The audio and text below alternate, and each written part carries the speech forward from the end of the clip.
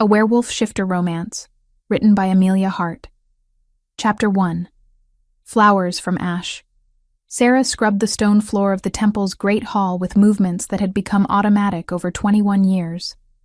Her hands, raw and chapped from endless work, moved the brush back and forth across stones worn smooth by centuries of feet.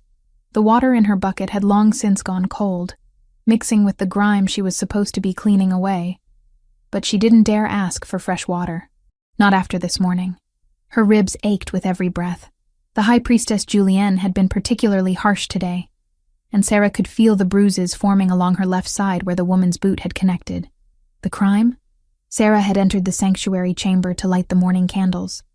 It was one of her assigned duties, had been for years, but this morning the High Priestess had been praying when Sarah arrived. "You dare profane this sacred space with your cursed presence?" Julienne had hissed, her voice cold as winter stone. "The goddess turns her face from you, and yet you walk where only the pure should tread." The beating that followed had been thorough and methodical. Julienne never left marks where others could see them. She was careful that way, precise in her cruelty. When it was over, Sarah had been sent to scrub floors until the evening bells rang, without food or water. "Where are you watching from?" Sarah thought. Not for the first time. "Do you see this, goddess?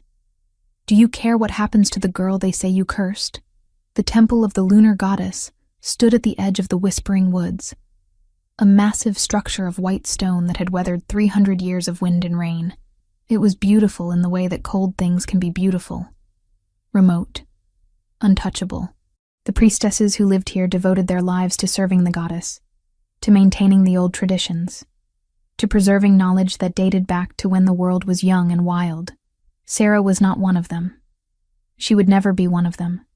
She had been found as an infant at the base of the ancestral tree, wrapped in cloth so fine it could only have come from nobility, but with no other clue to her identity. The tree itself had been dead for 3 centuries, ever since the last Luna had been burned for heresy against the goddess. Some said the tree had died the same day the Luna did, that it screamed as the flames consumed her, and then simply stopped living. The priestesses had taken Sarah in, because it was their duty to care for foundlings, but they had never let her forget that she was different, cursed.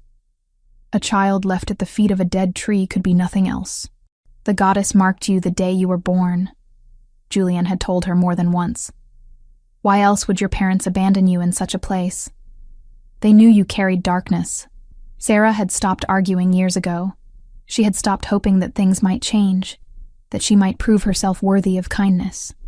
She simply survived, day after day, doing the work no one else wanted to do and staying invisible whenever possible. The evening bells finally rang, their clear notes echoing through the temple halls. Sarah's arms trembled as she dumped her dirty water in the waste channel outside the kitchen and rinsed her bucket at the pump. Her stomach cramped with hunger. She hadn't eaten since yesterday evening, but that wasn't unusual. The priestesses ate first, and Sarah received whatever was left. Sometimes that meant a heel of bread and watery soup. Sometimes it meant nothing at all. Tonight, when she entered the kitchen through the servant's door, she found Priestess Bet setting aside a covered bowl. "Quickly," Bet whispered, glancing toward the main hall where the other priestess were finishing their meal. "Before Julienne comes." Sarah took the bowl with shaking hands. Inside was real stew, thick with vegetables and chunks of meat. Her eyes burned with unexpected tears. "Thank you," she managed. Bet's weathered face softened. She was perhaps 45, one of the younger priestesses, and unlike the others, she had never treated Sarah with open cruelty. Small kindnesses like this were rare and precious. "It's your birthday, child," Bet said softly. 21 years today. You deserve something warm." Sarah had forgotten. In the endless sameness of her days, dates held little meaning. But Bet was right. 21 years ago today, someone had left her at the base of a dead tree and walked away forever. "Eat in the stables," Bet added. "Don't let the others see." Sarah nodded and slipped out through the kitchen door into the cold evening air. The stables were her home, such as it was. She slept in the loft above the horses, buried under old blankets that smelled of hay and animal warmth. It was cold in winter and sweltering in summer, but it was hers. No one bothered her there. She ate slowly, savoring every bite, trying to make it last. The meat was tender, the vegetables seasoned with herbs from the temple garden. It was the best meal she'd had in months, maybe years. When the bowl was empty, she set it aside and lay back on her pile of blankets, staring up at the rough wooden beams of the stable roof. 21 years old, an adult by any measure. Yet she had no more freedom than she'd had as a child. She belonged to the temple, would belong to it until she died. There was nowhere else for her to go. No family to claim her. No future beyond these walls. The despair that lived constantly in her chest rose up like a wave, threatening to drown her. She pressed her hands against her face, trying to breathe through it, trying not to let it consume her completely. Maybe they're right, she thought. Maybe I am cursed. Maybe there's something fundamentally wrong with me. Something that makes me unworthy of love or belonging or any sort of normal life. She must have fallen asleep because she woke to the sound of raised voices from the temple. Julienne's voice, sharp with anger, cut through the night. She has become too comfortable, too bold, entering the sanctuary as if she has any right to stand on sacred ground. Another voice, quieter, replied. Sarah couldn't make out the words, but she recognized Bet's tone. I will not debate this, Julienne snapped. Tomorrow she will be reassigned to the fields. Let her break her back in the sun where she cannot pollute our holy spaces. Sarah's breath caught. The fields meant 12-hour days of backbreaking labor. It meant exposure to summer heat and winter cold. It meant even less food, because she would be too exhausted to make it to the kitchen in time for scraps. It meant, quite possibly, dying slowly of exhaustion and starvation. Something inside her snapped, not with anger or defiance, but with a quiet, final resignation. She couldn't do this anymore. She couldn't survive another day of being treated as less than human, of being blamed for circumstances beyond her control, of being punished simply for existing. Sarah climbed down from the loft, her body moving without conscious thought. She walked past the temple, past the gardens, into the whispering woods. The moon was full overhead, casting silver light through the bare branches. She knew where she was going. She had always known, on some level, that she would end up here eventually. The ancestral tree stood in a clearing at the heart of the woods. It was massive, its trunk wide enough that 10 people holding hands couldn't encircle it. But it was dead, had been dead for 300 years. The bark was gray and cracked, the branches bare and skeletal against the night sky. Nothing grew near it. Even the grass seemed to avoid its roots. Sarah had been brought here as a child, when she was old enough to understand. Julienne had stood her in front of the tree and told her the story. This is where the last Luna died, Julienne had said. She defied the will of the goddess, claimed powers that were not hers to claim, and for her heresy, she burned. The tree died with her because it was tainted by her darkness, just as you are tainted. Standing here now, Sarah felt nothing but exhaustion. She was so tired. Tired of fighting. Tired of surviving. Tired of hoping that tomorrow might somehow be different. I'm sorry, she whispered to the tree, to the goddess, to whoever might be listening. I'm sorry I was born cursed. I'm sorry I couldn't be what they wanted me to be. I'm sorry I'm still alive when clearly I shouldn't be. She reached out and pressed her palms against the rough bark. The wood was cold beneath her touch, lifeless. Please, she breathed. If you're listening, if you care at all, just let it end. I can't do this anymore. I can't keep waking up to pain and rejection and emptiness. Please, just let me rest. For a long moment, nothing happened. Then warmth bloomed beneath her palms. Not heat, but warmth, gentle and spreading, like sunlight breaking through clouds after a storm. Sarah's eyes flew open. The bark beneath her hands was no longer gray and dead. It was darkening, turning rich brown, the cracks sealing themselves. The warmth traveled up through the trunk, into the branches, and suddenly the entire tree burst into bloom. White flowers, thousands of them, millions of them, exploded from every branch. They glowed in the moonlight, luminous and impossibly beautiful. The clearing filled with their light, brighter than day, and the scent of them was overwhelming. Honey and moonlight and something wild that Sarah had no name for. She stumbled backward, her hands leaving the bark, her mind unable to process what she was seeing. This wasn't possible. The tree had been dead for 300 years. Dead things didn't come back to life, but the flowers kept blooming, kept glowing, and now the light was spreading outward from the tree in waves. It washed over Sarah, through her, and for a moment she felt something shift deep inside.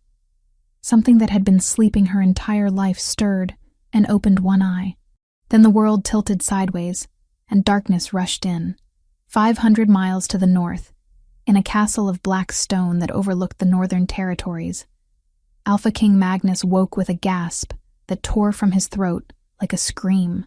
Pain lanced through his chest, sharp and sudden, as if someone had driven a blade between his ribs. His wolf surged forward, taking control before Magnus could stop it. And suddenly he wasn't in his chambers anymore.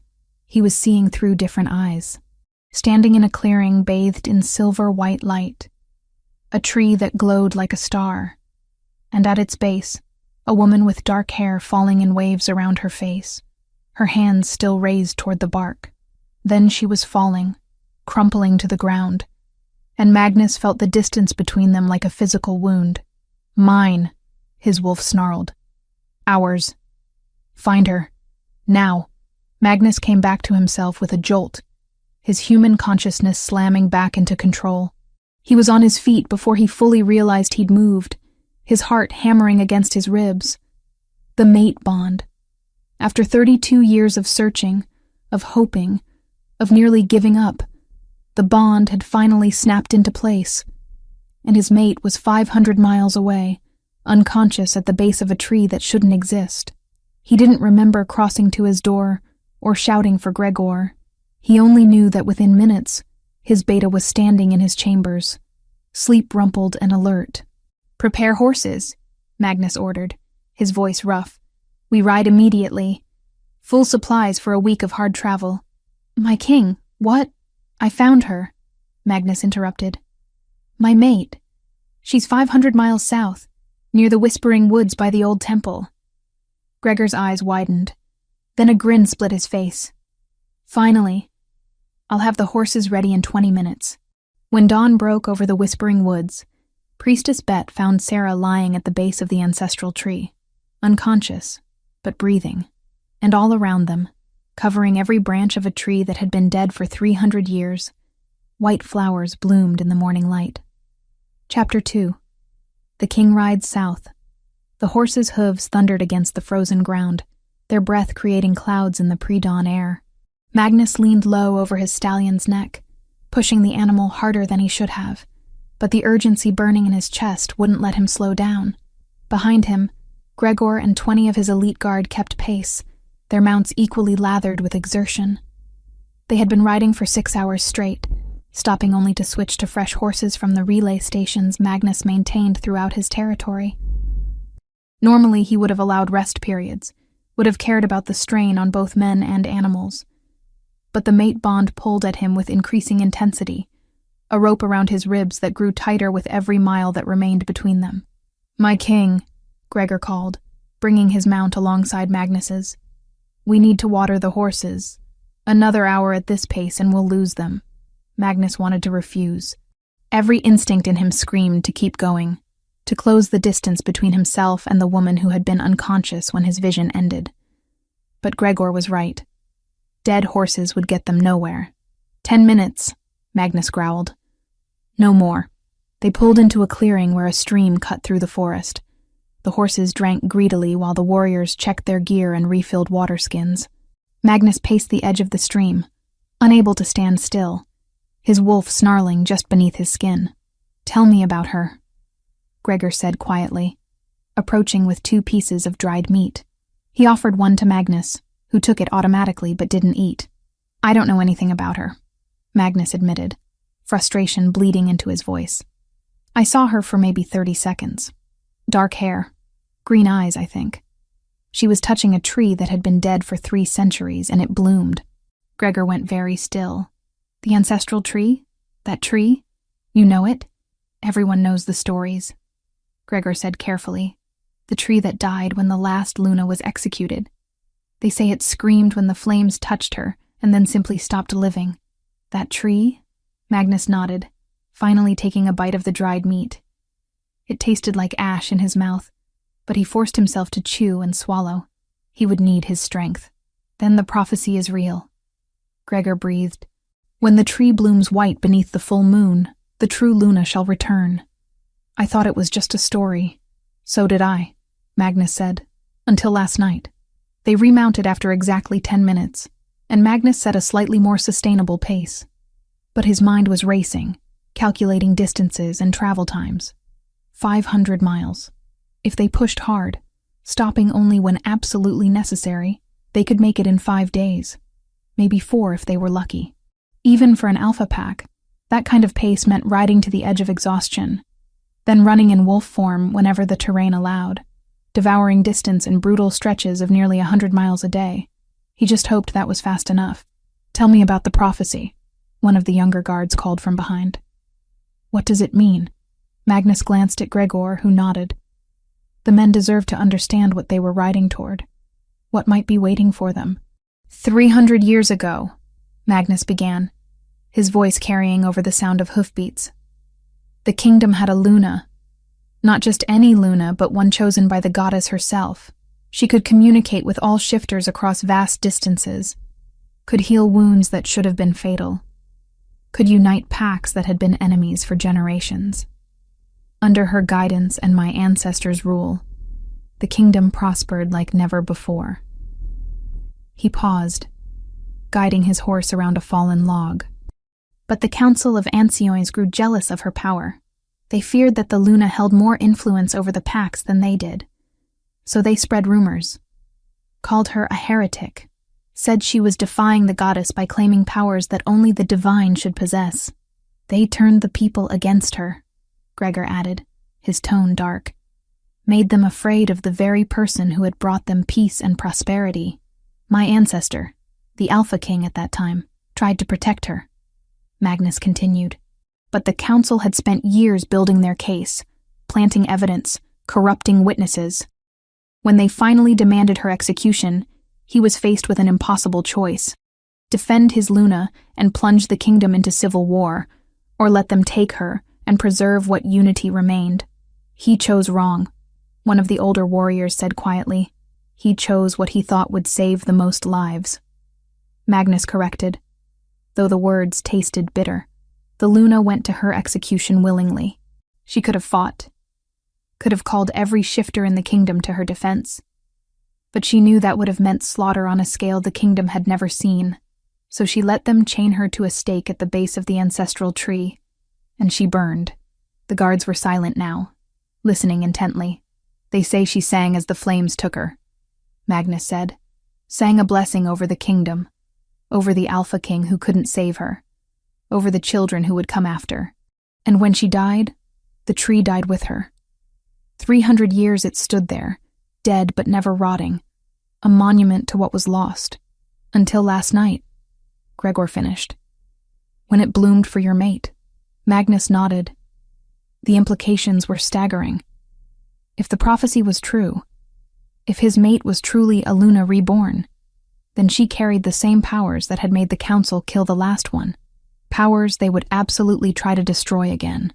The council has been pressuring me to marry, Magnus said, changing the subject slightly. Lord Percival's daughter, Constance. It would be a political alliance, combining territories, strengthening borders. I've been refusing for 2 years. Because you were waiting for your mate, Gregor said. Because I swore I would never make the same mistake my ancestor did, Magnus corrected. He chose politics over his mate, and it destroyed them both. He lived another 40 years after her death, never took another partner, and died alone and miserable. I swore on his grave that when I found my mate, nothing would come before her. Not politics, not the council. Nothing. They won't accept her easily, Gregor warned. Especially if she shows signs of being Luna, then they'll learn to accept what they cannot change, Magnus said flatly. Or they'll find themselves without a voice in my kingdom. The sun climbed higher as they rode, and Magnus felt the bond in his chest pulse with each heartbeat. She was alive. He could sense that much. But something felt muted, dulled, as if she was sleeping deeply, or suppressed somehow. What had happened to her after she'd collapsed? Meanwhile, 500 miles south, Sarah woke in her loft above the stables, with her head pounding and her entire body aching. For a moment, she couldn't remember why. Then the memories flooded back. The tree, the flowers, the impossible bloom of light that had filled the clearing. She sat up too quickly, and immediately regretted it as the world spun. Her hands flew to her head, trying to steady herself, and that's when she noticed they were shaking. Not from weakness, but from something else. Energy. Power. Something that thrummed just beneath her skin like a second heartbeat. Easy. Bet's voice came from the ladder. You've been unconscious for 2 days. Don't move too fast. 2 days? Sarah's eyes widened. She'd lost 2 entire days. Betty climbed into the loft carrying a tray with bread, cheese, and water. Her weathered face was creased with worry. What happened? Sarah croaked, her throat dry as sand. I found you at the base of the ancestral tree, Bet said, setting the tray beside Sarah. The tree that's been dead for 3 centuries was covered in white flowers. They're still blooming. The whole forest glows at night. Sarah's hands trembled harder. I touched it. I just wanted the pain to stop. I didn't mean to. Hush, Betty interrupted, pressing the water cup into Sarah's hands. Drink first, then we'll talk. Sarah obeyed, gulping the cool water gratefully. When the cup was empty, Bet refilled it from a pitcher. News of the flowering has spread, Bet said quietly, glancing toward the stable entrance as if expecting someone to appear. Riders have come from 3 villages already. Everyone wants to see the miracle. Julienne is furious. She's been interrogating everyone, trying to find out who touched the tree. She doesn't know it was me, Sarah asked. I didn't tell her. I carried you back before dawn, before anyone else saw. But Sarah, you're changing. I can see it. Your eyes are brighter. You're stronger. Yesterday, when you were unconscious, you gripped my wrist so hard you left bruises, and you didn't even wake. Sarah looked down at her hands, flexing her fingers. Bet was right. She could feel it. Something fundamental had shifted inside her. Her senses were sharper. She could hear conversations from the temple clearly, even though they were 50 yards away. Could smell the horses below her with such clarity she knew which stall each one stood in without looking. And the dreams. She'd had dreams while unconscious. Dreams of a man with storm-gray eyes and dark hair. Dreams where she wasn't alone. Where someone was coming for her. Where rough hands held her gently, and a deep voice promised she was safe. Who is he? Sarah whispered. Who? Bet asked. The man with gray eyes. I keep seeing him, feeling him, like he's real somehow. Betty's expression shifted to something between wonder and fear. The mate bond. It's manifesting already. What? Before Bet could answer, footsteps approached the stable. Heavy boots and the clink of armor. Bet's face went pale. Hide, she hissed. Under the blankets. Now. Sarah burrowed beneath the old blankets just as voices echoed below. Check everywhere, a rough voice commanded. Lord Percival wants the witch found before the Alpha King arrives. Sarah's breath caught. Mercenaries. And they were looking for her. 300 miles north. Magnus felt his mate's fear spike through the bond like a blade. His wolf snarled, trying to take control, trying to force them faster. She's in danger, he told Gregor. We need to move faster. We're already killing the horses, Gregor protested. Then we'll run as wolves, Magnus said. Leave the supplies. We go now. And with that, the Alpha King and his elite guard shifted. 21 massive wolves racing south toward a woman none of them had met, but who their king would die to protect. Chapter 3. Fire and Transformation. The mercenaries arrived on the 3rd day after the flowering, riding hard through the temple gates with weapons drawn and faces grim. There were 8 of them, battle-scarred men who wore mismatched armor and carried themselves with the casual cruelty of those who killed for coin. Their leader was a thick-necked brute named Garrick, who dismounted and strode directly toward the temple entrance without bothering to knock. Where is the high priestess? He demanded of the first priestess he encountered, grabbing her arm hard enough to leave bruises. I have business with her. Now. Within minutes, Julienne appeared in the courtyard, her face composed, but her hands clasped tightly at her waist. Sarah watched from the stable loft, her newly heightened senses picking up every word despite the distance. "Lord Percival sends his greetings," Garrick said, though his tone carried no warmth. "He's heard about the flowering, about the miracle. He wants to know who touched the tree." "I don't see how that concerns Lord Percival," Julienne replied, her voice cold. "This is a matter for the temple and the goddess." Garrick smiled, showing teeth stained brown from chewing tobacco. "Lord Percival believes witchcraft is involved. When a tree that's been dead for 3 centuries suddenly blooms, that's not a miracle. That's dark magic, and his lordship wants the witch found before the Alpha King arrives and makes things complicated." Sarah's breath caught. The Alpha King was coming? The man from her dreams? "Search the grounds," Garrick ordered his men. "Question everyone. Someone knows something." The mercenaries spread out, and Sarah watched in growing horror as they began dragging priestesses from their duties, shouting questions, threatening violence. One grabbed Priestess Agnes by her hair and shook her until she wept. Another kicked over the prayer altar in the sanctuary, scattering sacred objects across the floor. Bet appeared at the base of the stable ladder, her face pale and urgent. "Come," she whispered. "We need to get you to the cellars. Now." Sarah climbed down quickly, her hands shaking. Bet led her through the back passages of the temple, moving quickly but quietly. The cellars were beneath the main building, cool stone chambers where the priestesses stored preserves and dried goods for winter. There was a storage room at the very back, hidden behind shelves of grain sacks. "Stay here," Bet urged, moving sacks to create a space where Sarah could hide. "Don't make a sound. I'll come back when they're gone." "Bet, I'm sorry," Sarah whispered. "I didn't mean to cause this. I didn't know." "Hush. None of this is your fault." Betty squeezed her hand once, hard, then hurried back toward the stairs. Sarah crouched in the darkness behind the grain sacks, trying to control her breathing. She could hear everything happening above. The mercenaries moving through rooms, the frightened voices of priestesses, the crash of furniture being overturned. Then she heard Julienne's voice, sharp and clear. "Stop this immediately. You're desecrating holy ground." "Then tell us who touched the tree," Garrick replied. "Give us the witch, and we'll leave your temple in peace." There was a pause. A long, terrible pause. "There is a girl," Julienne said finally. "A foundling we took in 21 years ago. She was left at the base of the ancestral tree as an infant. We always knew she carried darkness." No, Bet wouldn't have told.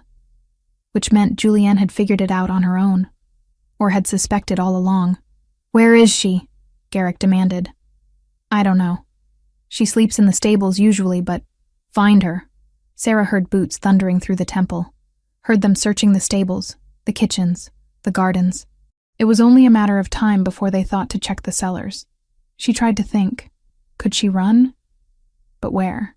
The forest was vast, but she had no survival skills, no knowledge of how to live wild, and something inside her, that new awareness that had awakened when she touched the tree, was screaming that running was the wrong choice, that she needed to stay, that he was coming.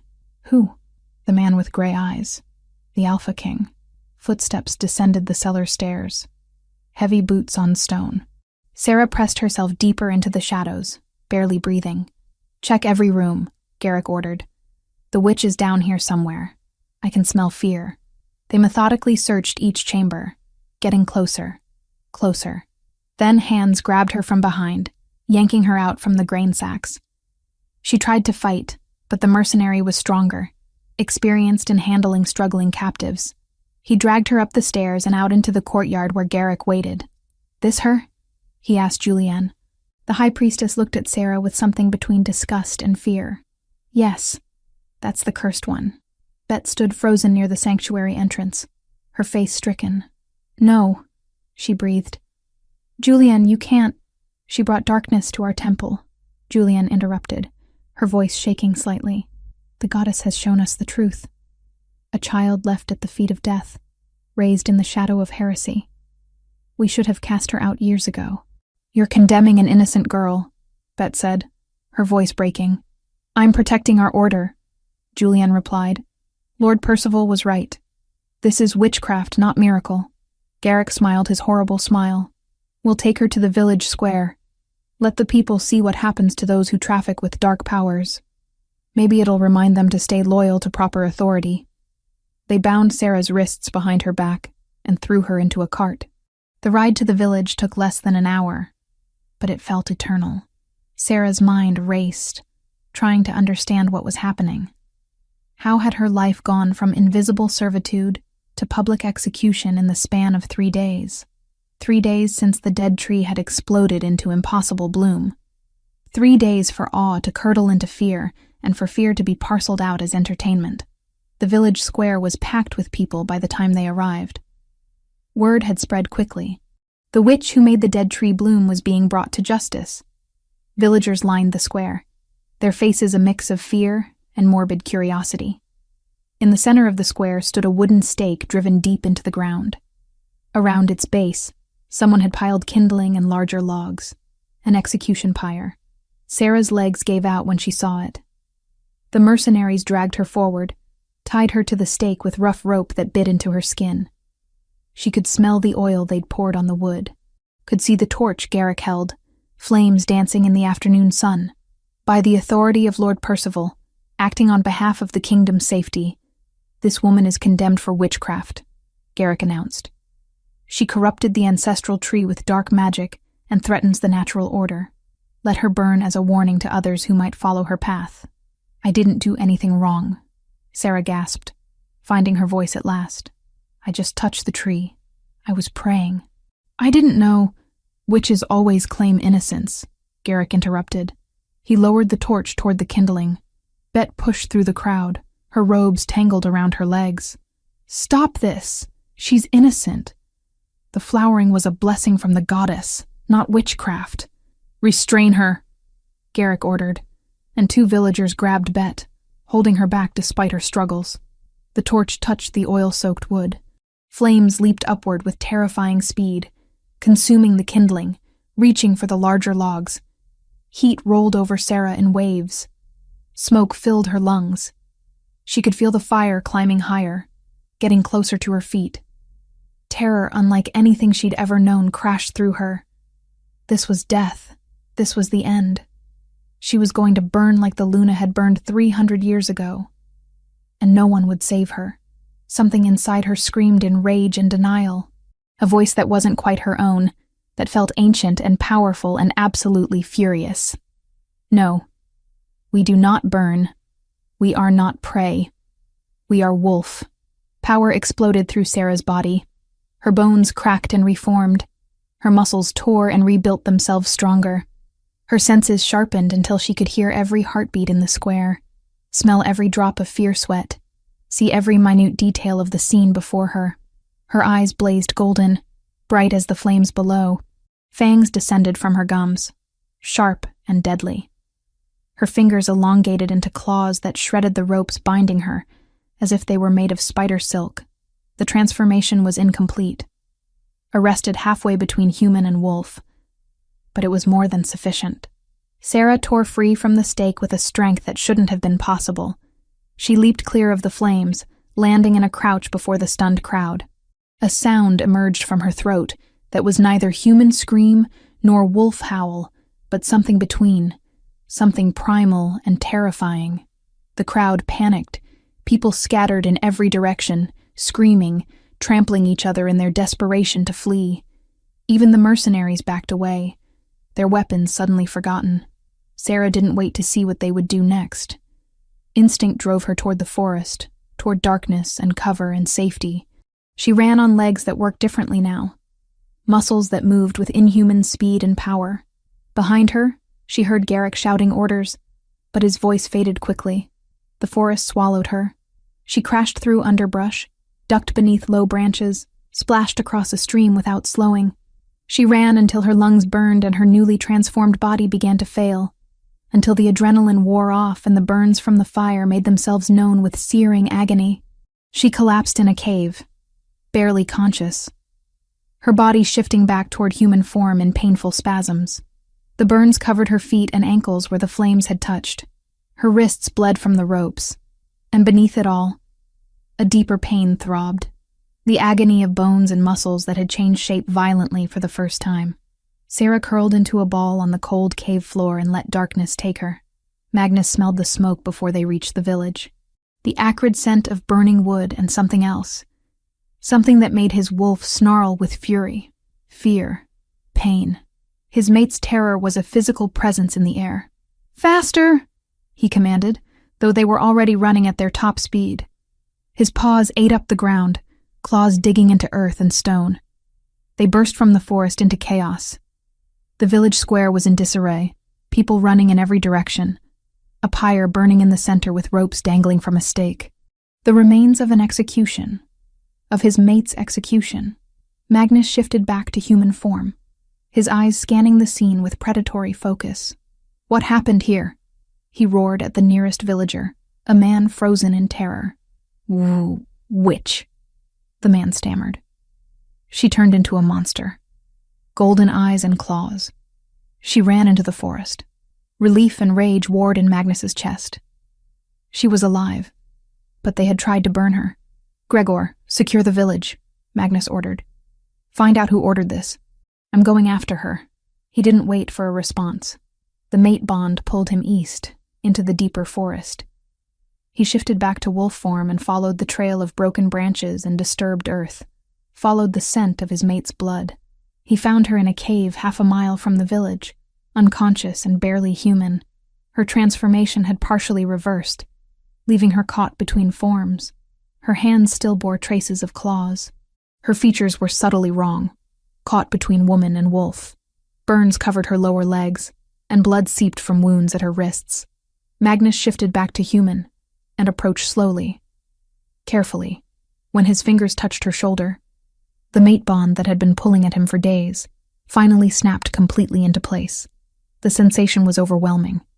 Colors brightened, sounds sharpened, and through the bond, he could feel her pain, her fear, her exhaustion.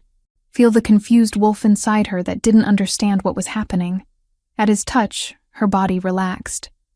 The partial shift reversed completely, leaving her fully human. Her breathing, which had been ragged and pained, evened out. Her wolf recognized its mate and submitted to his presence, trusting him to keep them safe. Gregor arrived moments later, shifted back to human form with Magnus's cloak in his hands. He stopped at the cave entrance, his eyes widening at the sight before him. "Is she?" Gregor began. "She's my mate," Magnus confirmed, wrapping the cloak around her naked, injured form. "And she's Omega, a true Omega." Gregor sucked in a breath. "I can feel it. Her aura is different, stronger than any Omega I've ever encountered. Get the healers," Magnus ordered. "Set up camp somewhere secure, and find out who tried to burn my mate alive. I want names." As Gregor departed, Magnus lifted Sarah carefully into his arms. She was lighter than she should be, malnourished and fragile despite the power he could sense sleeping inside her. "I've got you," he murmured against her hair. "You're safe now. I promise you're safe." In the distance, hidden among the trees, Priestess Bet watched the Alpha King carry Sarah away. She pressed a hand to her mouth, tears streaming down her face. She had failed to protect the girl, had stood by while Julienne condemned her, but perhaps it wasn't too late. Perhaps she could still help. Betta began walking, following the direction the royal wolves had gone. She didn't know what she would do when she found them, but she couldn't abandon Sarah now. Not after everything. Chapter 4. Bonds and Revelations. Sarah woke to warmth. Real warmth, not the drafty cold of the stable loft, or the damp chill of the cave floor. She was lying on something soft, wrapped in blankets that smelled of pine and leather, and something indefinably masculine that made her wolf stir with contentment. Her eyes opened slowly, taking in her surroundings. She was in a tent, luxurious by any standard she knew. Rich fabrics draped the interior, and a brazier in the corner radiated heat. Her burns were gone. Her wrists showed no sign of the rope wounds. Even the aches from her violent first transformation had faded to nothing. "You're awake." The voice was deep, familiar from her dreams. Sarah's head turned, and she found herself looking at the man with storm-gray eyes. He sat in a chair beside her sleeping pallet, his elbows resting on his knees, watching her with an intensity that should have been frightening, but somehow wasn't. He was massive, easily the largest man she'd ever seen, with shoulders that seemed to fill the tent. Dark hair fell past his collar, and a neatly trimmed beard framed a face that was all sharp angles and hard planes. But his eyes, those gray eyes that had haunted her dreams, held something gentler than his appearance suggested. "Who are you?" Sarah whispered, though some part of her already knew. "Magnus," he said. "Alpha King of the Northern Territories, and your mate." The word sent a shock through her system. Mate. She'd heard the term in passing. Whispered conversations between priestesses about wolves and their destined pairs, but she'd never imagined it could apply to her. "I don't understand," she managed. "I'm not anyone. I'm just a servant. A cursed foundling who—" "You're a shifter," Magnus interrupted gently. "An Omega. A very rare and powerful one. And you're mine as surely as I'm yours." Sarah tried to sit up, and Magnus immediately moved to help her, his large hands surprisingly gentle as they steadied her. The moment he touched her, something inside her settled. The anxious flutter that had been constant since she woke calmed. Her wolf, that new awareness she barely understood, practically purred with satisfaction. "I've been asleep for 3 days," Sarah said, the knowledge coming from somewhere instinctive. "You've been here the whole time." "I wasn't leaving you," Magnus said simply. "Not after what you went through." Memory flooded back. The mercenaries, the pyre, the transformation that had torn through her body. Sarah's hands flew to her legs, expecting to find burns, but the skin was smooth and unmarked. "My healers are the best in the kingdom," Magnus explained. "They treated you while you slept. Your body healed the rest naturally. Shifters heal faster than humans." "Shifters," Sarah repeated, testing the word. "I didn't know. I never knew what I was. I thought I was just cursed." Something dark flashed across Magnus's face. "Who told you that?" "Everyone. The priestesses. The villagers. They said I was left at the dead tree because I carried darkness. That I was broken somehow." The words came easier than they should have, but something about Magnus's presence made her want to talk, want to share burdens she'd carried alone for 21 years. "You're not broken," Magnus said, his voice carrying an edge of steel. "You're extraordinary. Do you know what you did? You brought a tree back to life that had been dead for 300 years. You manifested shifter abilities without any training, under the worst possible circumstances. You survived an execution and escaped. None of that speaks to weakness, Sarah." The sound of her name and his voice sent warmth through her chest. "How do you know my name?" "The priestess told me. Bet. She's been following us since we left the village, waiting to make sure you're safe." Sarah's eyes widened. "Bet's here? She came after me?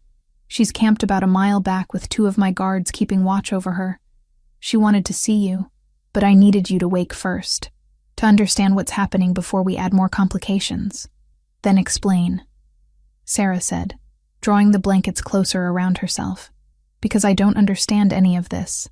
I don't understand what I am, or why you're here, or what any of this means." Magnus settled back in his chair, his gray eyes never leaving her face. 300 years ago, there were Lunas, special Omegas, chosen by the goddess to help guide and unite the shifter packs.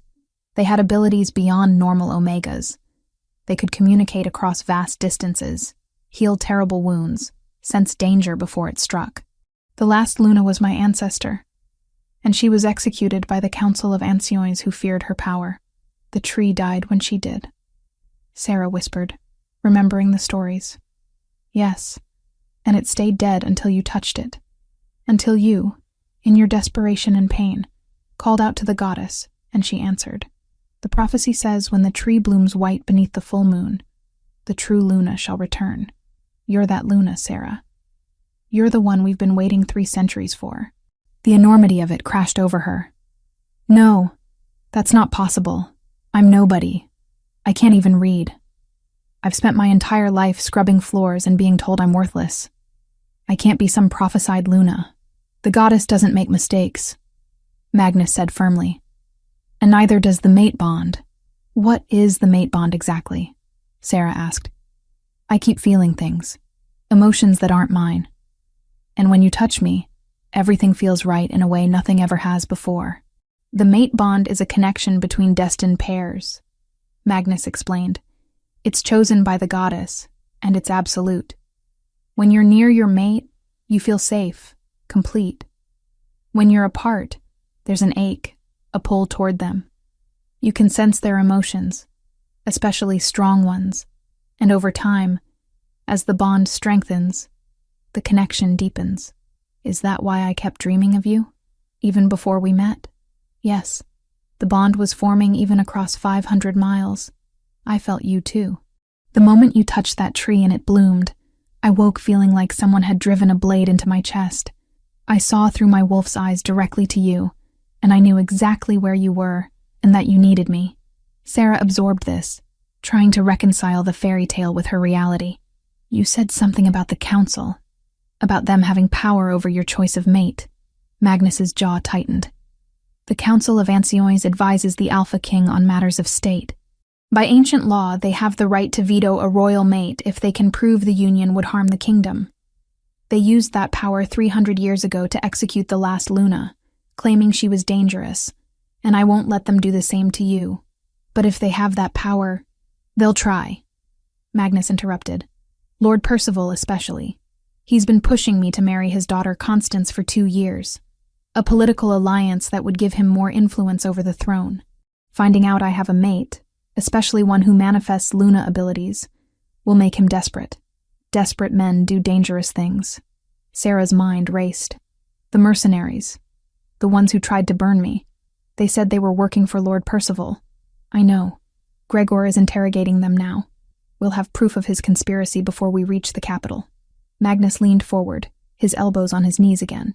Sarah, I need you to understand something. This journey back to the capital will take about 5 days. During that time, I want to teach you about what you are, about your abilities, about the world you're entering. But I also need you to decide if you want this. If you want me. I thought the mate bond was absolute, Sarah said, confused. It is. I'll never want another woman. You're mine in every way that matters. But you have to choose to accept that. I won't force you into anything. You've spent 21 years having choices made for you, being told you're worthless and cursed. I won't add to that by demanding you accept a bond you didn't ask for. The honesty in his words struck something deep inside her. What if I said no? What if I wanted to leave? Pain flashed across Magnus's face, quickly hidden. Then I would let you go. I would give you money, protection, a place to live far from the politics of court. I would make sure you were safe and cared for. And I would spend the rest of my life alone, because there's no one else for me now. But you would be free. Sarah stared at him. This powerful Alpha King who could command thousands, who could take whatever he wanted by force, and he was offering her freedom, offering her choice. I don't want to leave, she heard herself say. I'm terrified of all of this. I don't understand it. But when you're near me, I feel less afraid. When you touch me, I feel like I can breathe properly for the first time in my life. I don't know if that's the mate bond or something else, but I don't want it to stop. Magnus's expression transformed, the hardness melting into something that looked almost like relief. Then we'll take this slowly, one day at a time. And I swear to you, Sarah, I will never let anyone hurt you again. Over the following days, as they traveled toward the capital, Sarah's education began in earnest. Gregor proved to be a patient teacher, explaining the basics of shifter society while Magnus rode alongside, occasionally adding details or corrections. There are 3 primary designations, Gregor explained on the second day as they rode through forested hills. Alphas, who are natural leaders, strong, dominant, protective. Betas, who are the backbone of any pack. Warriors, advisors, craftsmen. And Omegas, who are rarest of all. Omegas have abilities that alphas and betas don't. They can heal. They can sense emotions. They can calm aggression in ways that prevent conflicts from turning bloody. But I didn't know any of this, Sarah protested. I never shifted until the pyre. I never felt any abilities. Because you were suppressed, Magnus said from beside her. His horse walked close enough that their legs occasionally brushed, and each contact sent warmth through Sarah's body. Malnutrition, abuse, constant stress. All of it can prevent a shifter from manifesting, especially in Omega. Your body was trying to survive, and shifting takes enormous energy. It wasn't until you were faced with death that your wolf had no choice but to emerge. Sarah thought about this. At the temple, I always felt different, like something inside me was sleeping. I thought it was just the curse. It was your wolf, Gregor said, waiting for the right moment. That night, as they made camp in a clearing, Sarah noticed Magnus watching her with an intensity that made her skin prickle with awareness. She'd grown accustomed to his presence over the past 2 days, but there were moments when she would catch him staring at her with an expression she couldn't quite name. Hunger, maybe, or longing. "You're staring," she said quietly as she sat near the fire, wrapped in one of his cloaks. Magnus didn't look away. "I'm memorizing you. The way you move. The way firelight catches in your hair. The fact that you're real and alive and here. Why do you sound surprised that I'm alive? Because when I saw that pyre, when I smelled the smoke and knew they'd tried to burn you, something inside me broke," Magnus admitted. "I thought I'd lost you before I ever really found you." Sarah's breath caught at the raw honesty in his voice. "I was so scared. I thought I was going to die the way the Luna did. Burning and alone." "You're not alone anymore," Magnus said fiercely. "And you never will be again." On the 3rd day, Magnus showed her his scars. They were setting up camp, and Sarah had been helping arrange supplies when she'd seen the crisscross of white lines across his back through his open shirt. "What happened?" she asked before she could stop herself. Magnus stilled, then slowly turned to face her. "My mother happened. Or rather, what the council did to her." He sat down on a fallen log and gestured for Sarah to join him.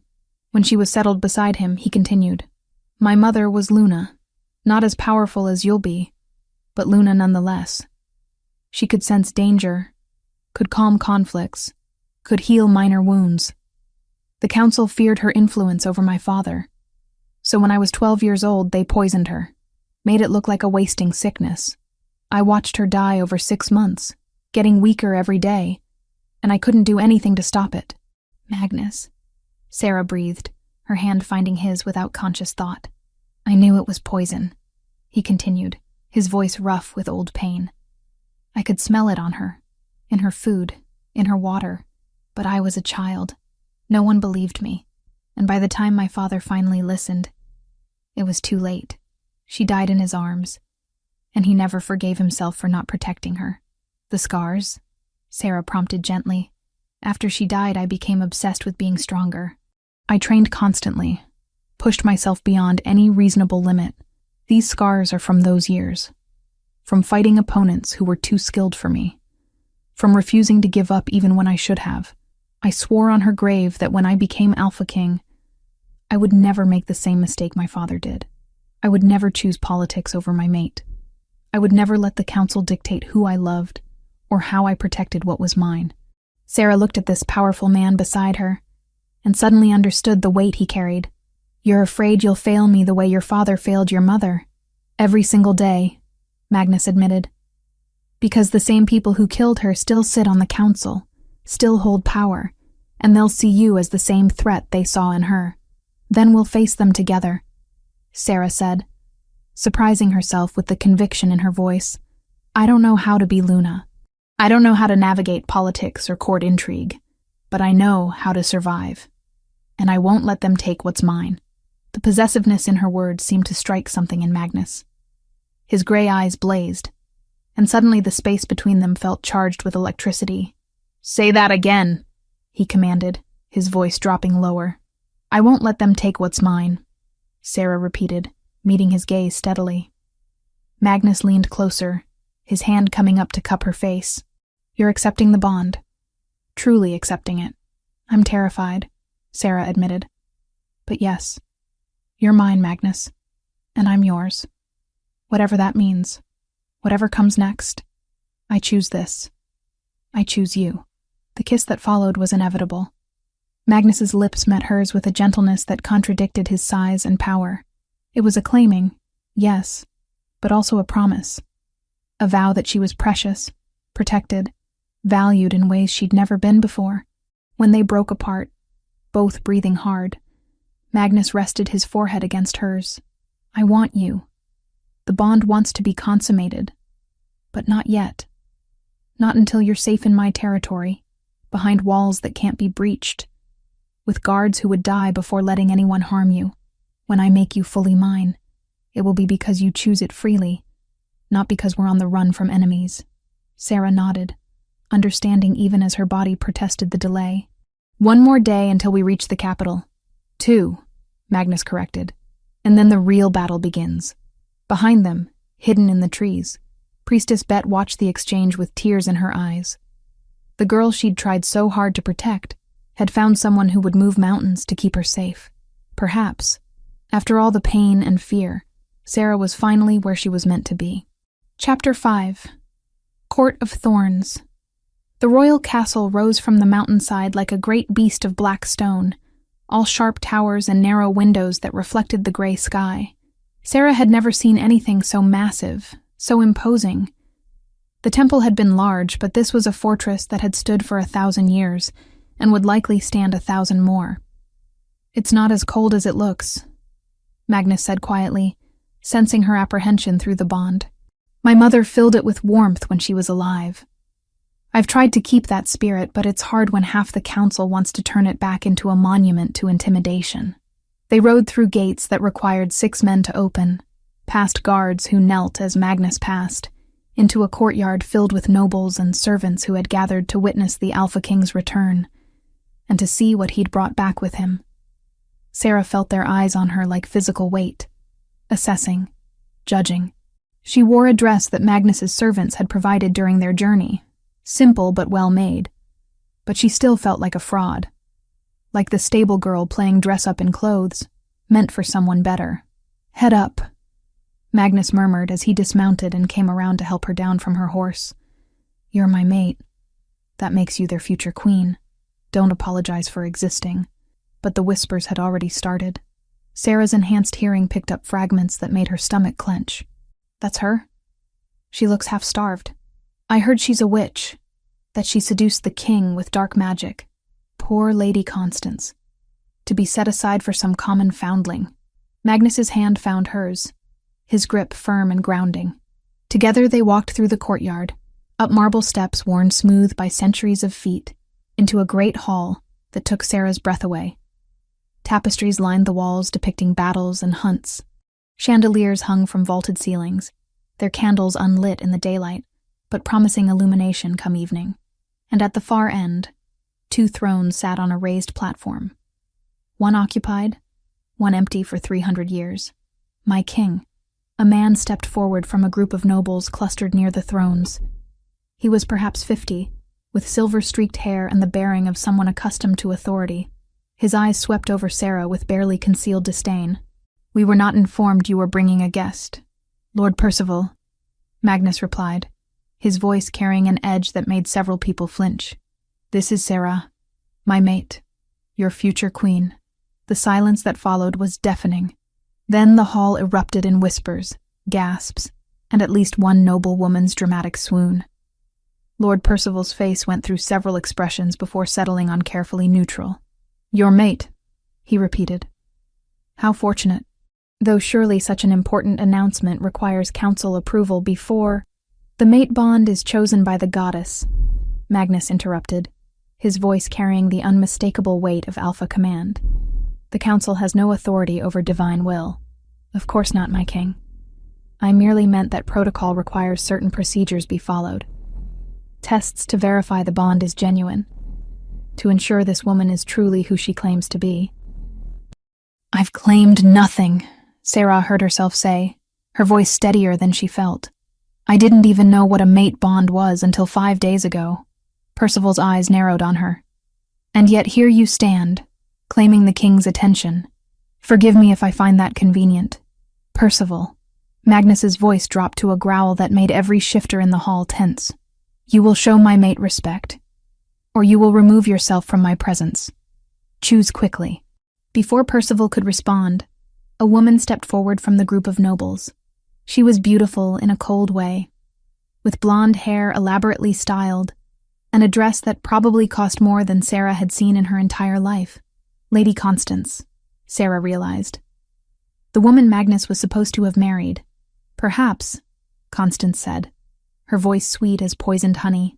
We should give the king's guest time to settle in before we overwhelm her with court politics. She looks exhausted, poor thing. The condescension was wrapped in false kindness, but Sarah heard it clearly. So did Magnus, whose hand tightened on hers. My daughter is right, Percival said smoothly. We can discuss the matter of verification at tomorrow's council meeting. For now, welcome home, my king. And welcome to our court, Miss Sarah. The dismissal was clear. Sarah was not yet recognized as mate or queen. She was a guest. A temporary inconvenience to be tolerated until they found a way to remove her. Magnus led Sarah away from the hall, through corridors that seemed to stretch forever, until they reached a suite of rooms that took her breath away. Windows overlooked the valley below. Furniture that looked too fine to touch filled the space, and through a doorway, she glimpsed a bed large enough for 6 people. These are my chambers, Magnus said. You'll stay here with me. Anyone who wants to harm you will have to go through me first. They hate me, Sarah said quietly. I felt it. The nobles, the servants, even the guards. They think I'm a fraud. They fear you, Magnus corrected. There's a difference. They've spent 3 centuries without a Luna, and power has consolidated in the hands of people like Percival. Your existence threatens that power structure. A knock at the door interrupted them. Gregor entered, his expression grim. My king, there's already talk. Percival has called an emergency council session for tomorrow. He's demanding formal verification of the mate bond. Let him demand, Magnus said. The bond is real. Any shifter with senses can feel it. He's also spreading rumors, saying the woman is a witch who's enchanted you with dark magic, that she made the tree bloom through forbidden arts, that accepting her will bring the same destruction the last Luna brought. Sarah felt sick. This is my fault. If I hadn't touched the tree, you'd be dead, Magnus interrupted fiercely. And I'd be alone. Don't you dare regret surviving. The days that followed were a special kind of torture. Magnus tried to shield Sarah from the worst of court politics, but there was no hiding from the cruelty of the noble women. Lady Constance had gathered a following of ladies who made it their mission to remind Sarah of her inadequacy. They would speak just loudly enough for her to hear as she passed. Such unfortunate hair. So common. Perhaps she could afford to have it styled if she wasn't penniless. I heard she can't even read. Imagine a queen who can't read state documents. Well, what can you expect from a stable girl? Sarah tried to ignore them, but each comment was a knife that found its mark. She was everything they said she was. Uneducated, poor, common. What right did she have to stand beside Magnus? The public banquet came 3 days after their arrival. Magnus had warned her it would be a test, but she hadn't understood what that meant until Lord Percival stood and called for silence. Given the concerns raised by many council members about the legitimacy of this supposed mate bond, Percival announced, his voice carrying across the hall, I propose a simple verification, a test that any Luna would pass without difficulty.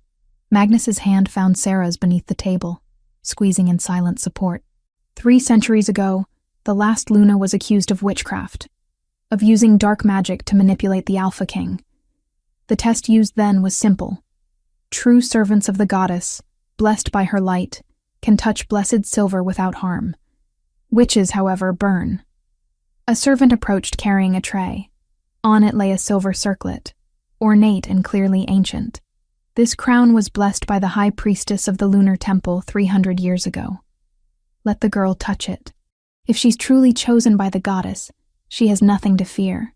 Every eye in the hall turned to Sarah. She could feel Magnus's fury through the bond, his desire to refuse, to protect her from this humiliation. But she also understood. If she refused, they would call her a coward, would say her fear proved her guilt. I'll do it, Sarah said quietly. She stood, forcing her legs to remain steady, and walked to where the servant held the tray. The silver circlet gleamed in the candlelight, beautiful and dangerous. Around her, nobles leaned forward, hungry to see her fail. Sarah reached out and touched the silver. Nothing happened. No burn. No pain. The metal was cool beneath her fingers, smooth and harmless. She lifted the circlet.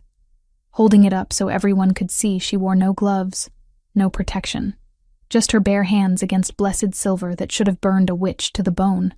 The hall erupted in shocked murmurs. Percival's face went through several expressions before settling on forced politeness. Well, that certainly confirms something. But Sarah could see his mind working, already planning his next move. The silver test had backfired. He needed a different approach. The weeks that followed brought a different kind of attack. Subtle rumors. Whispered suggestions that perhaps Sarah had found a way to trick the silver test. That witches had grown more sophisticated in 3 centuries. That her very presence was causing unrest in the kingdom. Then Priestess Bet arrived.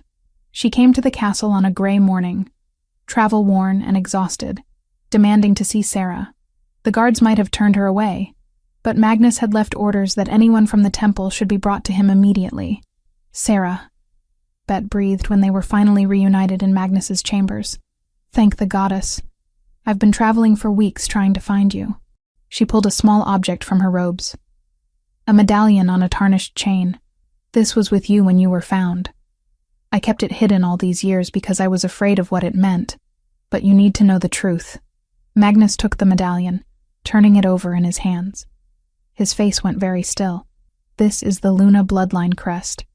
This exact symbol hung in the council chamber until they destroyed it after the last Luna's execution. Sarah is descended from her, Betta confirmed. Direct bloodline. That's why the tree responded to her touch. That's why she manifests Luna powers. She is the prophesied return.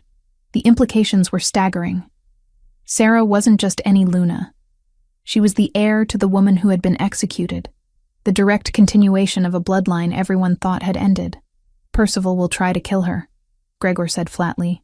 The moment he learns this, he'll move from political maneuvering to direct action. She's not just a threat to his power. She's a threat to everything the council built after the last Luna died. Then we keep this quiet, Magnus decided, until we have enough evidence to destroy Percival politically. Betta, you'll stay here as Sarah's companion. Gregor, double the guards on our chambers, and someone find out where Percival's men are at all times. But they were already too late. The assassins came 3 nights later, silent as shadows, slipping past guards who had been drugged with something in their evening meal. They moved through the castle with the confidence of men who had inside knowledge of patrol routes and shift changes. Sarah woke to Magnus's growl and the sound of steel leaving its sheath. She rolled from the bed instinctively, her new shifter reflexes saving her as a blade whistled through the space where her head had been. 3 men in dark clothing, faces covered, weapons gleaming in the moonlight streaming through windows. Magnus was already engaging 2 of them, his sword moving with lethal grace, but the third was focused entirely on Sarah. She backed away, her wolf rising to the surface, preparing to shift. But the assassin was faster. He lunged, blade flashing, and Magnus moved to intercept. The blade, coated in something dark and poisonous, caught Magnus across the ribs. He stumbled, his sword falling from suddenly nerveless fingers. Sarah saw his face go gray, saw him collapse to his knees. Magnus! The scream tore from her throat. The assassin came at her again, but something in Sarah snapped. Power she hadn't known she possessed erupted outward in a wave that sent the man flying across the room. The other 2 assassins froze, their weapons clattering to the floor as they clutched their heads, overwhelmed by the psychic force of her rage. But Sarah barely noticed them. She was on her knees beside Magnus, her hands already moving to his wound. The poison was spreading. She could see dark veins crawling up his chest toward his heart. No, she whispered. No, you don't get to die. You promised to keep me safe. You don't get to leave me. Her hands began to glow. Golden light, warm and bright, poured from her palms into his wound. She could feel the poison, could sense it destroying his body from within. So she did what instinct demanded. She pulled it out. The pain of absorbing aconite poison was indescribable. It felt like liquid fire in her veins, like her blood was boiling, like every nerve in her body was being shredded. But she didn't stop. She pulled the poison from Magnus's body into her own, purified it with golden light, burned it away with Luna fire she hadn't known she could create. Magnus's color returned. His breathing steadied. The dark veins faded, and Sarah collapsed beside him, unconscious before she hit the floor. Chapter 6. Crown of Light. Sarah woke to the sound of raised voices and the smell of healing herbs. Her body ached in ways she'd never experienced, a deep exhaustion that went beyond physical tiredness. It felt like she'd burned through every reserve of energy she possessed. She's been unconscious for 4 days. Gregor's voice came from somewhere nearby. The healers say she purified aconite poison. That should have killed her, Magnus. Even a Luna shouldn't be able to survive that. She didn't just survive it. She saved my life. Magnus's voice was rough with emotion. And now Percival is using the assassination attempt as ammunition against her. Sarah's eyes opened slowly. She was in Magnus's chambers again, but the room was crowded now. Healers, guards, and Betty, who sat in a chair near the bed with dark circles under her eyes. "You're awake," Betta breathed, her weathered face breaking into a relieved smile. "Thank the goddess." Magnus was at her side in an instant, his large hand engulfing hers. "How do you feel?" "Like I fought a battle and lost," Sarah managed, her voice hoarse. "The assassins? Dead or imprisoned," Magnus said grimly. "But Percival has called an emergency council session. He's demanding a formal trial. He claims the assassination attempt was staged by you to gain sympathy, and that you used dark magic to poison me so you could then heal me and prove your worth." Sarah stared at him in disbelief. "That's insane. Why would I poison you when you're the only person protecting me?" "Logic has no place in Percival's accusations," Gregor said from where he stood near the window. "He's desperate now. The silver test failed. You saved the king's life in front of witnesses. He needs something bigger to discredit you. The trial is tomorrow," Magnus continued, his gray eyes filled with frustration. "And by ancient law, I cannot simply refuse. The council has the right to question anyone they believe poses a threat to the kingdom. If I override them without proper cause, it gives them grounds to accuse me of tyranny. Then I'll face their questions," Sarah said, though fear twisted in her stomach. "It won't be simple questions," Bet warned. "I've been listening to the court gossip. Percival has gathered witnesses from villages across the kingdom. People claiming you cursed their crops, caused livestock to sicken, brought misfortune wherever you went. All lies," Magnus growled. "Lies that will sound convincing to those who want to believe them," Gregor said. "And many do. The nobles who support Percival have been spreading fear for weeks. They've convinced half the kingdom that accepting a Luna will bring the same destruction that came 300 years ago." Sarah sat up slowly, her body protesting the movement. "Then we need to give them proof they can't deny. Something so absolute that even Percival's lies can't overcome it." "What kind of proof?" Magnus asked. An idea was forming in Sarah's mind, something instinctive that her newly awakened Luna nature whispered. In the temple, there were stories about the old tests, rituals that verified Luna bloodline. Is the ancestral crown still intact? Magnus and Gregor exchanged glances. "It's in the royal crypts," Gregor said slowly. "It's been there since the last Luna died. Stone now, they say. Turned to stone when she burned, and it's never responded to anyone since. Take me to it," Sarah said. "After the trial," Magnus insisted. "You need more time to recover." But Sarah shook her head. "The trial is when I'll need it most." The great hall was packed the following morning. Every alpha from every pack in the kingdom had been summoned, along with countless nobles, advisors, and witnesses. The crowd numbered in the hundreds, all pressed into the massive space, their voices creating a din that echoed off the vaulted ceiling. Sarah stood before them in a simple gray dress, her dark hair braided back from her face. She looked small and vulnerable, exactly what Percival wanted the council to see. Magnus sat on his throne, his face an impassive mask, but Sarah could feel his fury and fear through their bond. He'd wanted to stand beside her, but protocol demanded the Alpha King remain neutral during council proceedings. Lord Percival stood at the center of the hall, playing to the crowd with practiced ease. "We gathered today to address a grave threat to our kingdom. This woman, Sarah, claims to be the Alpha King's mate, claims to be blessed by the goddess, but her presence has brought nothing but chaos and violence. He gestured to a group of villagers who stood to one side, their faces carefully arranged in expressions of fear and anger.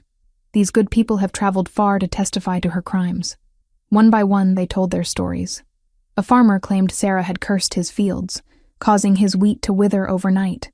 A merchant swore she'd brought plague to his village. A mother wept as she described her child's mysterious illness that began the day Sarah supposedly passed through their town. All lies. Sarah knew they were lies. She'd never been to most of these places, had never met these people, but they delivered their testimony with conviction, and the crowd murmured in growing agitation. Furthermore, Percival continued when the witnesses had finished, the assassination attempt 4 nights ago was clearly orchestrated by the woman herself. She poisoned the king with aconite, then used dark magic to extract it, making herself appear heroic while actually proving she traffics in forbidden arts. That's not what happened, Sarah said, her voice cutting through the hall. I healed him because he's my mate, and I would die before letting him be harmed. So you admit to using magic? Percival pounced.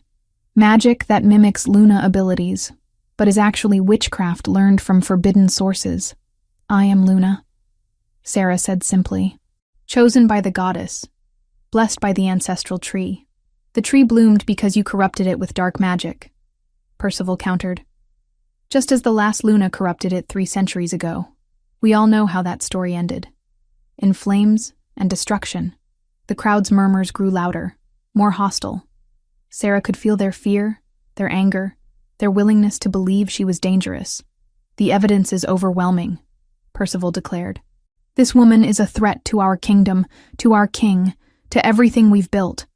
I move that she be sentenced to death, her body burned, and her ashes scattered so she cannot corrupt our lands further.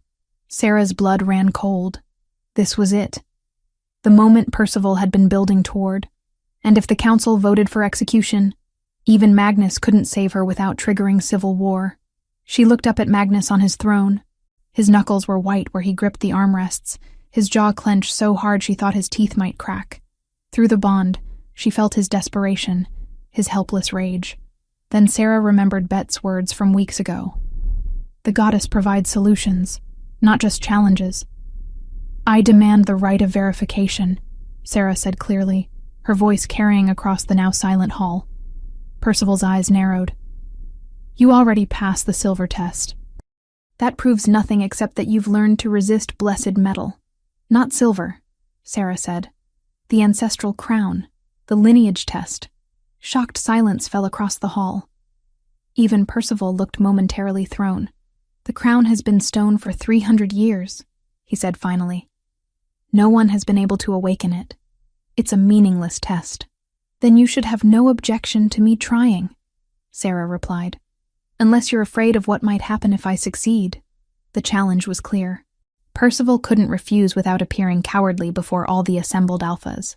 Sarah saw the calculation in his eyes, saw him decide that she would fail, and her failure would be the final proof he needed. Very well, Percival said with a cold smile. Let the girl try the ancient test. When she fails, we'll have our answer.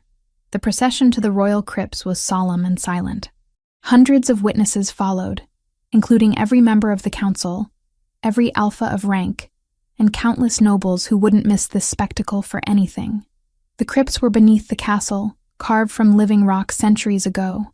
The air was cold and still, heavy with the weight of history. Torches lined the walls, their flames casting dancing shadows across stone tombs and memorial plaques. At the very center of the largest chamber, on a pedestal of white marble, sat the ancestral crown. It had been beautiful once. Sarah could see that despite its current state. The shape of it suggested delicate metalwork, intricate designs that would have caught light and thrown it back in rainbow patterns. But now it was stone, gray, dead stone covered in moss and age, as lifeless as the tree had been before she touched it.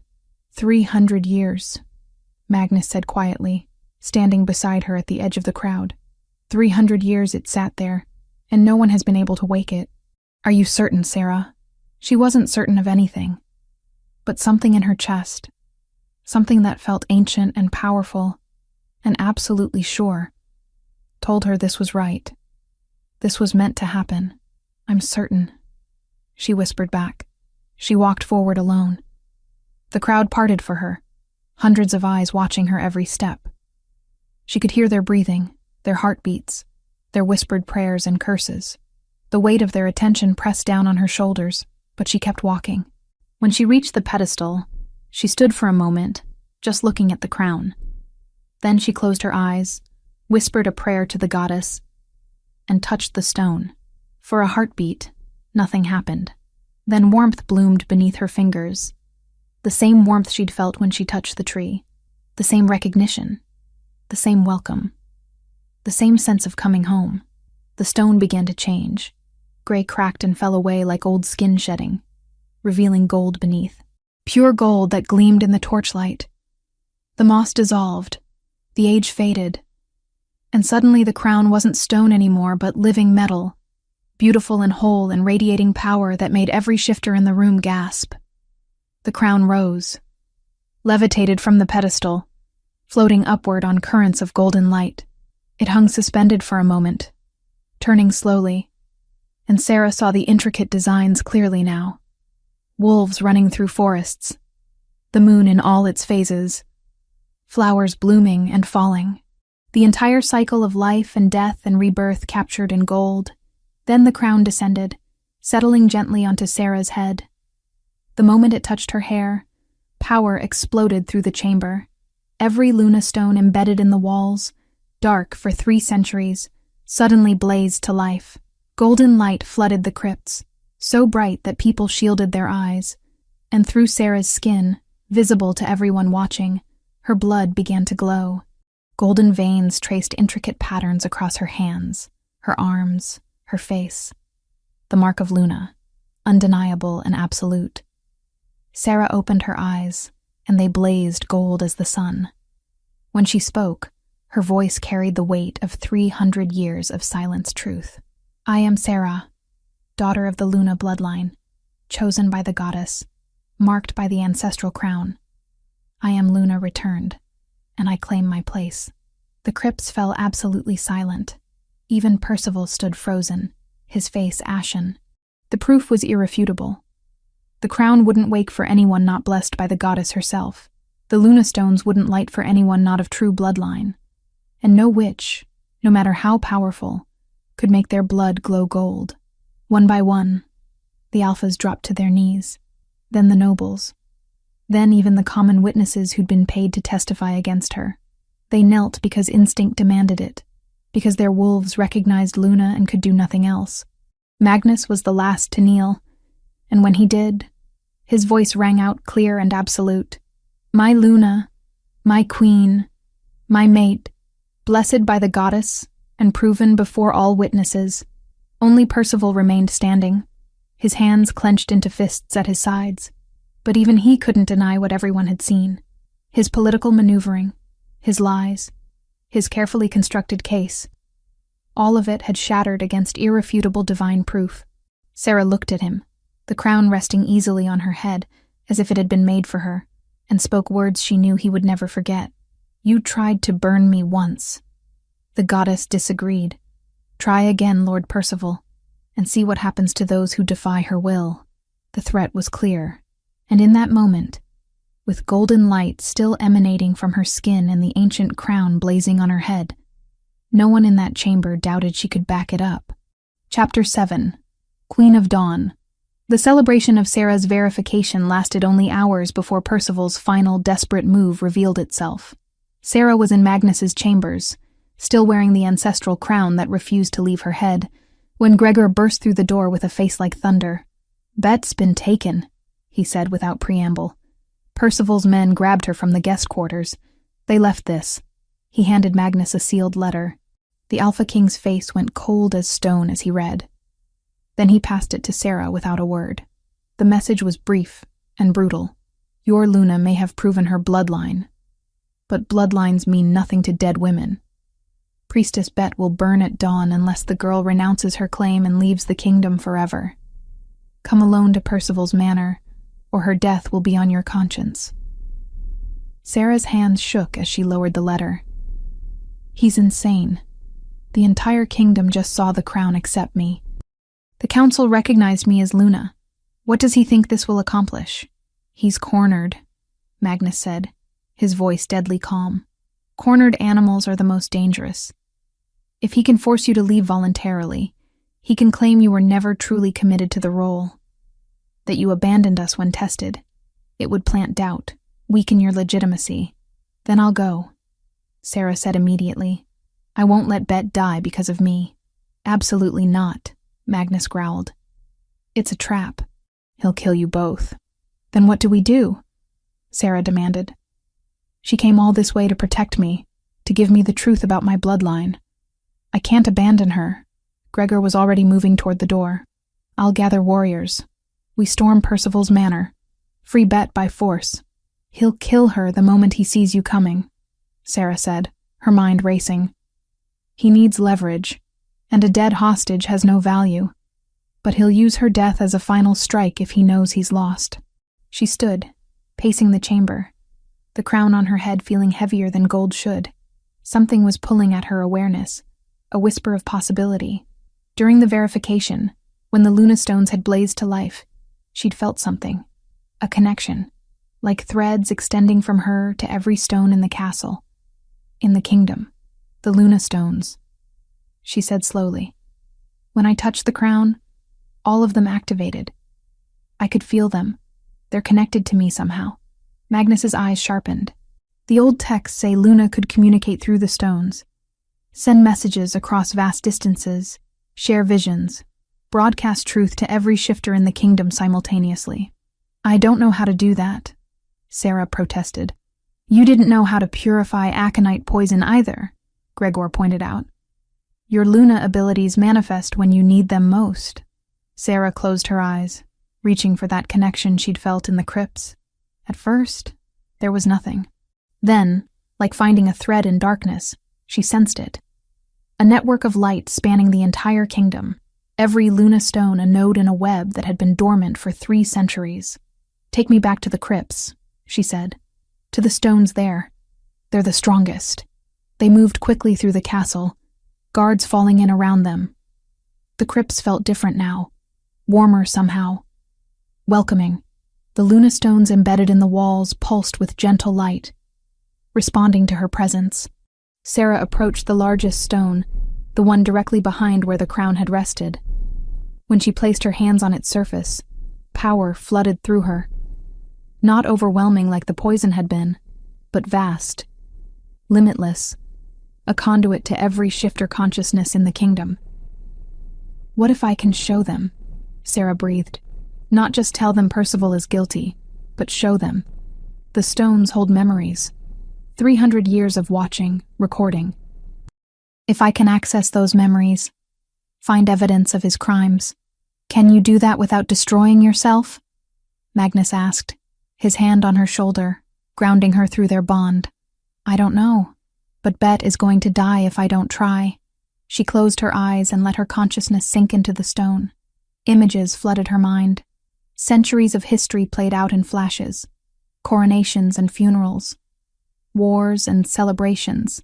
And there, more recent, memories that made her blood run cold. Percival in a darkened room, counting gold coins with mercenaries. The girl must not reach the capital. Make it look like rogues. Percival meeting with the assassins who'd attacked Magnus. The king is the only thing protecting her. Remove him, and the council will support my claim that she must be eliminated. And older. Much older. Percival as a younger man, slipping something into a cup of wine. A beautiful woman with Magnus's eyes accepting the cup with a grateful smile. Magnus's mother. The Luna who'd been slowly poisoned over 6 months. Sarah gasped, pulling slightly back from the flood of images, but she'd seen what she needed. Evidence that couldn't be denied or explained away.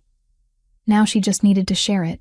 She reached out through the network of stones, finding the threads that connected to every shifter consciousness in the kingdom.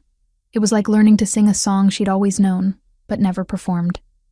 Natural once she stopped fighting it. Everyone needs to see this, she whispered. Every shifter in the kingdom. Now. And then she broadcast. Across the kingdom, every shifter stopped what they were doing. In villages and cities, in forests and fields, in Percival's manor where Bet sat bound in a cell awaiting dawn, in the castle where nobles were still discussing the crown verification. Every shifter's mind was suddenly filled with images. Percival's crimes played out in undeniable clarity. The hiring of mercenaries to kill Sarah, the assassination attempt on Magnus, the poisoning of the previous Luna. 20 years of corruption, murder, and betrayal laid bare for all to witness. Sarah's voice, amplified through Luna power, spoke to every consciousness at once. Lord Percival has betrayed his king, his kingdom, and the goddess herself. He holds Priestess Bet hostage, threatening to murder an innocent woman to protect his crimes. But truth cannot be silenced. Justice cannot be denied, and those who stand with traitors will share their fate. The broadcast cut off, and Sarah collapsed. Magnus caught her before she hit the ground, gathering her against his chest. Did it work? She managed. The entire kingdom just saw Percival's guilt, Gregor said, his expression one of awed disbelief. Every shifter, every alpha, every member of the council. There's no denying what you showed them. Even as he spoke, the castle erupted into chaos. Nobles who'd supported Percival were fleeing, trying to distance themselves from his fall. Council members were calling for immediate action. And in Percival's manor, his own guards were turning on him. Lady Constance appeared in the crypt entrance, her face pale but determined. "I renounce my father," she announced clearly. "His crimes are his own. I had no knowledge of his conspiracy, and I will testify against him if required to prove my loyalty to the crown." It was pure self-preservation, but it was also smart. Constance was cutting ties before she could be dragged down with her father's sinking ship. "Alpha Roderick of the Eastern Territory has offered marriage," Constance continued, addressing Magnus directly. "I've accepted. I'll leave for his lands tomorrow and trouble your court no more." Magnus nodded once, dismissing her. She'd never been the enemy, just a pawn in her father's games. Now she was escaping the board entirely. "Gregor, take 50 warriors," Magnus commanded. "Go to Percival's manor. His own people will have turned on him by now. Secure Bet and bring Percival to me in chains." Gregor departed at a run. Magnus lifted Sarah, carrying her back to his chambers despite her protests that she could walk. "You just broadcast to thousands of consciousnesses simultaneously," he said. "You're allowed to be tired." By evening it was finished. Gregor returned with Bet, shaken but unharmed, and Percival in chains. The Lord's own guards had subdued him the moment the broadcast ended, seeing no profit in protecting a condemned traitor. The trial was swift. With the evidence Sarah had revealed, there was no defense. Every crime was witnessed by too many minds to deny. Percival was sentenced to exile beyond the kingdom's borders, his titles stripped, his lands confiscated, his name stricken from the rolls of nobility. As guards dragged him away, Percival turned one last time to stare at Sarah with pure hatred. "You've doomed this kingdom, just like the last Luna did. Mark my words, girl. Your powers will bring destruction. The only destruction here is what you caused," Sarah replied calmly. "And the only thing I've doomed is your conspiracy." In the aftermath, other truths came to light. News arrived from the Lunar Temple that High Priestess Julienne had been removed from her position by the High Council of the Order. They'd investigated after learning how she'd delivered Sarah to mercenaries, and had discovered years of abuse and corruption. Julienne was exiled to a remote sanctuary where she would spend her remaining years in isolated contemplation of her sins. With the threats eliminated and the kingdom finally at peace, Magnus came to Sarah one evening as the sun set over the mountains. "Walk with me," he said simply. He led her through the castle, out through gates and gardens, until they stood at the edge of the whispering woods. Then they walked together into the forest, following a path that Sarah knew by heart now. To the ancestral tree, it stood in the clearing, covered in white flowers that glowed in the twilight, beautiful and alive, a monument to second chances and divine will. "Sarah," Magnus said, taking her hands in his, "you are Luna. You are queen. The kingdom has recognized you. The goddess has claimed you, and the crown has accepted you. But I need to know that you choose this, that you choose me. Not because of prophecy or duty or political necessity, but because you want this life, this bond, this future." Sarah looked up at him, this powerful alpha king who'd crossed 500 miles to save her, who'd fought councils and conspiracies to protect her, who looked at her like she was his entire world. "I was nobody," she said quietly, "a cursed foundling who thought she deserved nothing. But you've shown me I deserve everything. Love, purpose, belonging. You've given me a home, Magnus. Not just a place, but a feeling of finally being where I'm meant to be. So yes, I choose this. I choose you. I choose us." Magnus's smile was like sunrise. He pulled a ring from his pocket, simple gold with a moonstone that caught the light. "Then be my queen. Truly. Completely. Stand beside me. Rule with me. Build a future with me." "Yes," Sarah said, her voice steady and sure. "Yes to all of it."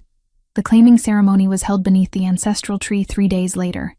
Every alpha in the kingdom attended, along with countless nobles and common folk who'd traveled to witness history.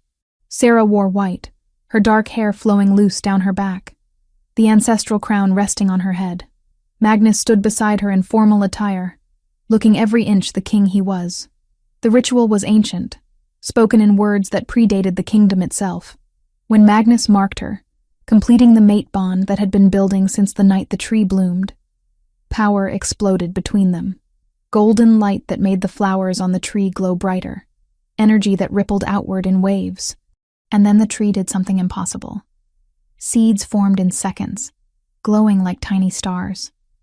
They lifted from the branches, thousands of them, floating upward on currents of magic. Then they dispersed, carried on winds that blew in every direction, spreading across the entire kingdom.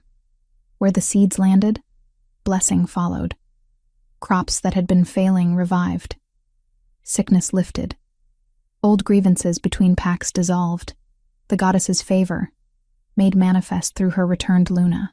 That night, in chambers that belonged to both of them now, Magnus and Sarah finally consummated their bond. It was gentle and fierce, tender and consuming. Everything their connection had promised it would be. When it was done, when they lay tangled together in the aftermath, Sarah felt complete in a way she'd never imagined possible. "I love you," she whispered into the darkness. "I love you," Magnus replied, pulling her closer.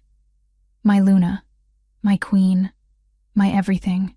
And outside their windows, across the entire kingdom, white flowers bloomed on trees that had never borne such blossoms before, the goddess's blessing on a love that had saved them all. Chapter 8. Roots and Blossoms. 6 years had passed since the claiming ceremony beneath the ancestral tree, and the kingdom barely resembled the fractured, fearful place it had been. Spring had returned once more, bringing with it the annual flowering of the great tree, and today the air thrummed with celebration. 4 years had passed since the birth of her twins, the quieter miracle that had turned a fragile new crown into a family. Sarah stood in the garden courtyard, watching her 4-year-old twins race through the newly planted flower beds with the focused determination only children possessed. Marin, her son, all dark hair and gray eyes like his father, was currently attempting to climb a stone bench while declaring himself king of the garden. Lyra, her daughter with Sarah's green eyes and wild spirit, was gathering fallen blossoms into her apron, chattering to them as if they could answer. "Mama, look," Lyra called, running over with her collection of white petals. "The tree gave me presents again." Sarah knelt, accepting the flowers with appropriate reverence. "They're beautiful, little moon. What will you do with them?" "Give them to the new children," Lyra said seriously. Sister Bet always said flowers make people feel welcome. The mention of Bet brought the familiar ache to Sarah's chest, but it was gentler now, softened by time and good memories. The priestess had lived 2 peaceful years in the castle before passing in her sleep, surrounded by the children she'd helped Sarah teach. They'd buried her beneath the ancestral tree, and Sarah visited the grave every week, bringing flowers and sharing stories of the school that had grown beyond anything either of them had imagined. "That's very kind," Sarah said, stroking her daughter's hair. "Bet I would be proud of you." A warm presence appeared at her back, and Magnus's arms wrapped around her waist, pulling her against his chest. Their mate bond hummed with contentment, as it always did when they were close. "The delegation from the Eastern Territory has arrived," he murmured against her ear. "They've brought 10 more orphans. Omegas, mostly, taken from abusive situations." Sarah nodded, her heart swelling with purpose. Over the past 6 years, she'd established a network of sanctuaries across the kingdom using funds confiscated from Percival's estates and his co-conspirators. Safe houses where abused Omegas could flee, where orphans could find home, where anyone cast aside by their pack could start again. The Luna's school had begun as a simple reading circle in the castle gardens, but it now had branches in every major settlement, teaching children regardless of rank or origin. "I'll greet them myself," Sarah said. "Lyra, come. We have new friends to welcome." Her daughter's face lit up, and she grabbed Sarah's hand, practically dragging her toward the castle entrance. Marin abandoned his bench kingdom to follow, not wanting to miss anything important. The children from the Eastern Territory looked exactly as Sarah had once looked, thin, fearful, with eyes that expected cruelty from every direction. The youngest, a boy who couldn't be more than 5, clutched a tattered blanket and refused to meet anyone's gaze. Sarah knelt before him, making herself small and unthreatening. "Hello? My name is Sarah. What's yours?" The boy's eyes flicked up, then down again. "Colin, my lady. Just Sarah," she corrected gently. "And this is my daughter Lyra, who has something for you." Lyra stepped forward, solemn as a priestess, and placed a white blossom in Colin's hand. "The ancestral tree grows these.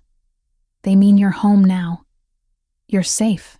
Something in the boy's face cracked, and tears began sliding down his cheeks. Not tears of fear, but of relief. Sarah gathered him into her arms, and he clung to her as if she were the only solid thing in a tilting world. Over his head, Sarah's eyes met Magnus's. Her mate stood watching with an expression of fierce pride and love that still made her breath catch even after 6 years. Later, after the new children had been settled with the others, fed, and given clean clothes, Sarah made her way to the one place she went whenever she needed to think. The ancestral tree stood in the clearing beyond the castle walls, exactly as it had for 3 centuries, but alive now, covered in blossoms that glowed softly in the afternoon light. She pressed her palms against the bark, feeling the thrum of power that lived there. The tree had become a pilgrimage site. Omegas from across the kingdom came to touch it, to pray to the goddess, to seek the blessing that had transformed Sarah's life, and the tree answered. Always. "You look thoughtful," Magnus said, appearing beside her. He'd learned to move silently when he wanted, though Sarah always felt him through the bond before she saw him. "I was remembering," she said. 6 years ago, I touched this tree wanting to die, begging for my pain to end, and instead, it gave me everything." Magnus's arm wrapped around her shoulders. The goddess knew what she was doing. "Did she?" Sarah asked softly. "Sometimes I look at these children, at what they've survived, and I wonder why the goddess allows such suffering. Why she didn't intervene sooner. Because she intervenes through us," Magnus said. "Through Luna, who opens sanctuaries, who teaches reading, who shows abandoned children that they have value. The goddess doesn't wave her hand and fix everything. She plants seeds and waits for them to grow." Sarah leaned into him, drawing strength from his certainty. "The council wants to expand the sanctuary network into the southern territories. Lord Brennan is resisting. Says it undermines pack authority to question how alphas treat their omegas. Lord Brennan can come explain that position to you personally," Magnus said, a dangerous edge in his voice. "Wearing the crown, using your Luna abilities to broadcast his thoughts to the entire kingdom. I suspect his objections will become less vocal." Sarah smiled despite herself. Over the years, she'd learned to use her gifts strategically. The ability to broadcast to every shifter consciousness in the kingdom made lying difficult for corrupt nobles. They'd cleaned out more than just Percival's conspiracy. The kingdom's entire power structure had been restructured, with representatives from all ranks now sitting on the council, not just highborn alphas. "Mama! Papa!" Marin's voice carried from the castle, urgent and excited. "Baby Thomas is walking. Come see." They returned to find their youngest son, just turned 1 year old, wobbling on unsteady legs while a crowd of children cheered him on. He made it 3 steps before sitting down hard, but his face split into a triumphant grin that was pure madness. Sarah scooped him up, kissing his silver curls, and felt the completeness of this moment. Her family, her purpose, her home. That evening, as the sun set over the mountains, turning the sky gold and pink, Sarah stood in her chambers, looking at the wall where she'd hung Bet's preserved medallion. The tarnished metal that had revealed her bloodline now served as a reminder of everything she'd fought for.